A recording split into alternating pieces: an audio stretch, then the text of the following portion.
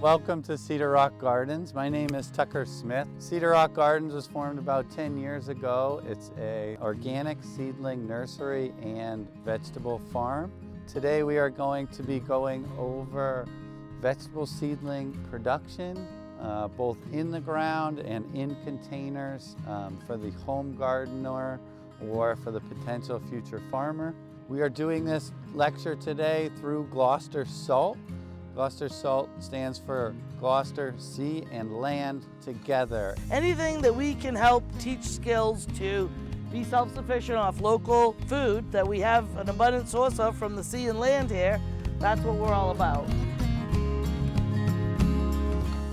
One thing that's important when using a seeder and also hand seeding outside is that you have a nice surface to seed into. It's all about kind of that particle size. When you lay out your seeds, you want the soil to be roughly pretty fine so that there's good soil to seed contact. We started with this seeder here. This is an earthway seeder. This is your general push seeder. One of these seeders I would say is really nice if you're doing a lot of greens, if you wanted to cover crop a large area of your garden. They can be really handy in that. What I would do to prep this bed is quickly I would get rid of any debris, especially if I'm pushing a seeder or if I am thinking that I want to weed it really easy with a hoe. Then I'm going to take and spread, usually at the base of our fertility plan is compost. And so I would go ahead and spread my compost on. Then I would lightly shake out some bagged fertilizer. In this case, I'm using Neptune's crab shell, which is a great source of nitrogen and an all-around fertilizer. So I have my compost down. Then I have my bagged fertilizer, whatever amendments. And then I'm going to slowly just fork the soil. This is going to loosen that soil. Since I put my amendments on first, every time I crack the soil, all that fertilizer and compost is going to go down into those holes. So then I don't need to do any deep tillage on that. I want to make sure that it's relatively smooth so that my seed goes in smoothly so it comes up smooth. I don't want to be wasting any seed. I like to seed in straight rows so that it makes weeding really easy.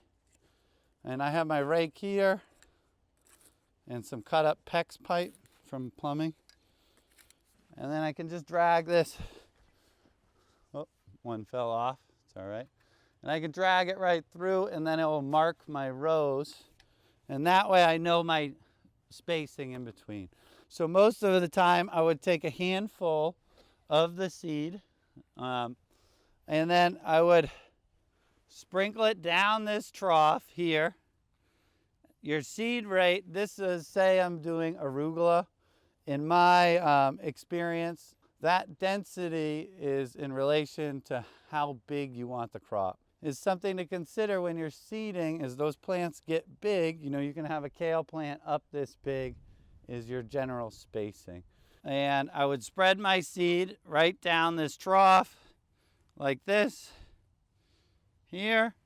Then I take my hand and I gently cover that seed. I make like a little cup with my hand and I'll bring that in. And then I can firm it up by just tapping it right down. This firming is real important because when you water, that can wash out the seed. And also you want that good soil contact. When we are using these seeders on long rows, we'll find that we'll actually walk right on that seed, and where our footprints are, because it has the best soil contact, those will actually germinate first. And just to demonstrate this seeder here, you can adjust your depth with this shoe here. And so this is what I would do with my finger, right? And as this goes through the soil, it makes the trough. Then this little chain covers it over, and then this back wheel firms it onto the ground, right? If I was going to be seeding multiple plants into this area, I really prefer to use the tags to write the name of the plant that I'm planting on, planting down, as well as the date. And the date is really important. Say you come back in 3 weeks and nothing has sprouted, then usually you know something is wrong. I would sprinkle maybe 2 to 3 seeds, sprinkle those right into the hole. Again, cover it over, firm it down, and then I would put my plant tag right next to it. And plant tags are always important if other people come in your garden, but also you're going to be competing with weeds. And so if you have nice straight rows that are kind of marked, you can weed sometimes before those plants come up. This is sunshine. You got to worry about cat blight in your garden sometimes. So once I've seeded my crop here, there's a couple of tools here in the Northeast, especially you guys could go out next week, start seeding arugula, cilantro, dill, peas, right into your garden. I'm going to spread this, plant my seed in here, and then I would create a little structure like this over my plants, right? And this is a fabric here. It's called Rime or Agribon or floating white row cover. This fabric here is going to double your growth. It's going to double your germination rate. It's pretty darn cheap and it's reusable. And essentially what this does is it will let through usually 75 to 85% of the sunlight, but it traps that heat, and then it traps in that ground heat overnight. So if you're able to use a couple of hoops like this, and these can go wide or they can go narrow. Sometimes I'll put them crooked if I have a real thin bed. That'll keep this fabric up off my plant. And then I will weigh it down with a bag on the corners or a rock. I generally try not to use soil to weigh this fabric down. You can use soil if you're in a pinch, but sometimes that soil will have weed seed in it and then it will start growing through the fabric and then it deteriorates it pretty fast. I usually just have a pallet full of these bags lying around, and we'll just cover it in a bag, and that will keep it up off the plant. This can also be used as a physical barrier for cats or rabbits or woodchucks. This is called, there's 2 trade names, which is Rime and Agribon. And then if I went to a store, I would ask if they have any floating white row cover. And then usually after I seed a crop, I will water it right away. As you can see in this case here, I have a sprinkler system like already in place. And I know where my water is coming from. A lot of you at home would just have a hose or a watering can. That's another important reason with firming that seed bed after you plant, is so you don't get any erosion. We're gonna dump soil in the tray.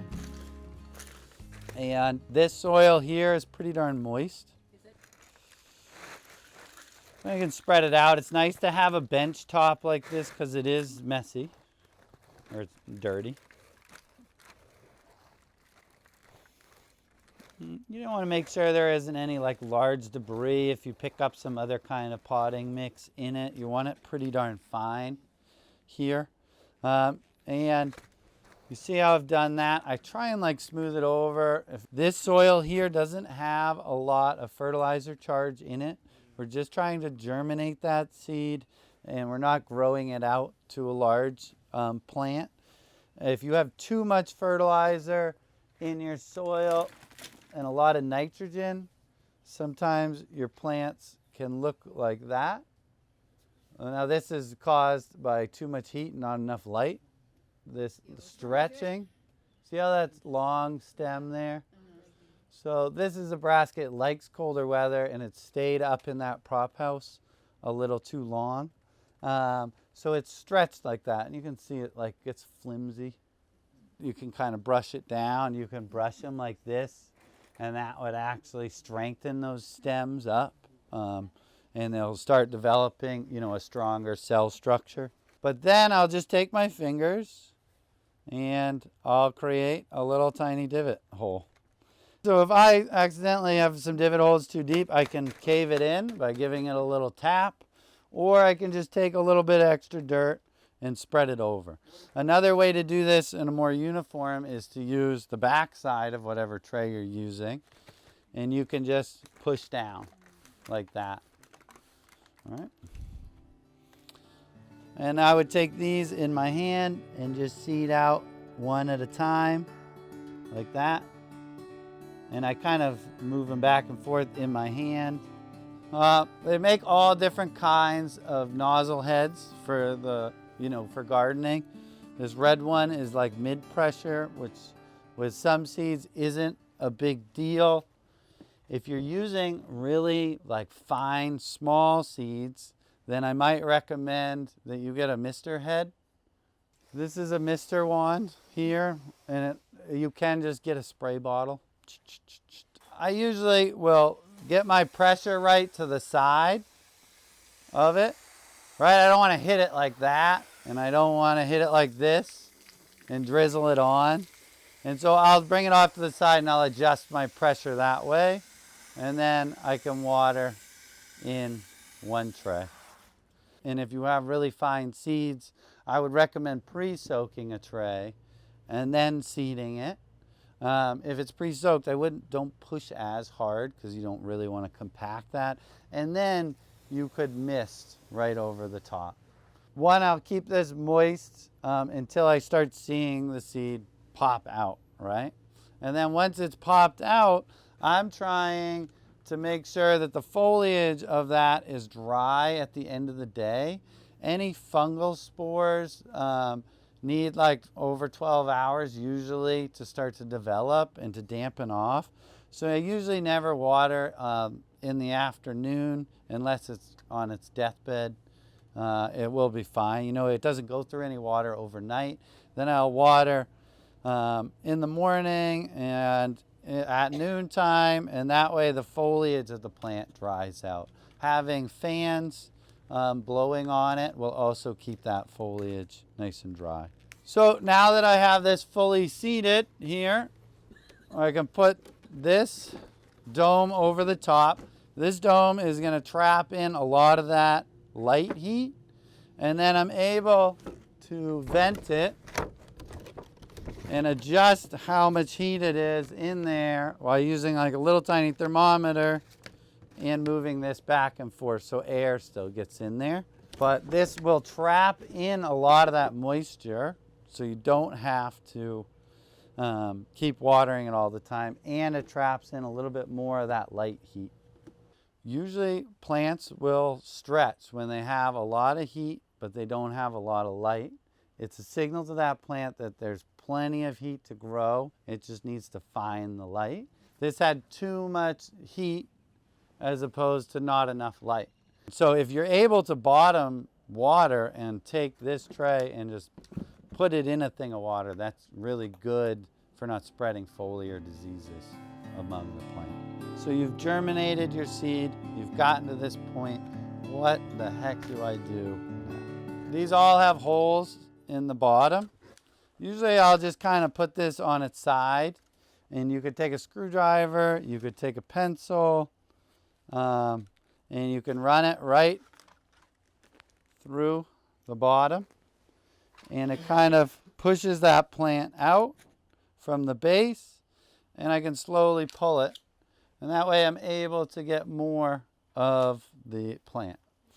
Now you want to transplant these plants, right before they start looking ugly. And if they get any yellowing on them of the lower leaves, they're running out of nutrients. That's usually nitrogen. If they're getting any discoloration, that can be a nutrient issue. And so I want to transplant them before that. Or I will, once they start to fill out their root ball, and a little bit more light. These haven't quite done it, but we've all bought plants where it's like completely encased.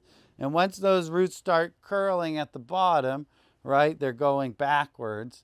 And so we try and transplant them right before they curl. It's not a big deal to usually do it after, unless you're doing something with that taproot, which that could be an issue. You can make a little dibble board like this. Something like this you can make with some screws at home. And all this does is you jam it in the bottom and you see they all pop up. And then I can take these plants real gently and I'll lay them on the surface here. I'll tickle the root a little bit, just like you would if you were transplanting it outside. You want to make sure that those aren't curled when you go to transplant it. Then I have a little hole in the tray, and I have this in my left hand. I pull back and I gently place it right after my finger comes out. I kind of slide it down the finger, and now it has a lot more space to grow out. It's foliage. You know, it can harvest more light, as well as a lot more root space down below. It's a little different when you go from these smaller containers to larger. It all depends on how big you want that plant. You know, here in the north, we have a short growing season. So the bigger you can get it before you transplant it, usually the more harvest you can get off of it before it freezes again.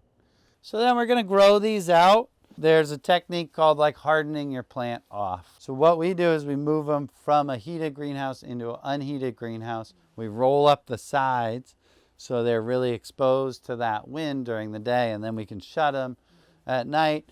You can see these were seeded about 10 days ago, and so I've been able to heat them up in this greenhouse and keep them around 80 degrees during the day when we have light, and then I'll open it up so it can breathe.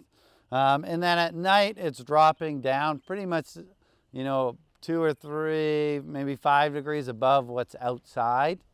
And so if I get down, that gets me down to like 25 degrees outside, might be 30 in here. And then once I start getting to that temp, I'll use that row cover that I pointed out again, and I'll cover over these greens. And then I keep it like that, and then I just stretch it over at night, and I'd throw bags on it if it was exposed to wind. It's not exposed to wind in here, so I'm able just to gently cover these over. What you can do on a home scale, you're going to just take this, you can put it outside on a nice day like today, and then you just bring it in at night, and it's gotten exposed to the elements out there, but it hasn't gotten those freezing, killing temperatures. You can add nutrients. But by spreading it on the top and lightly getting it into here like a bagged fertilizer, or you can dissolve a fertilizer in some water and then you can water it in. And those are great ways to do it. Neptune's makes some great water-soluble fertilizers.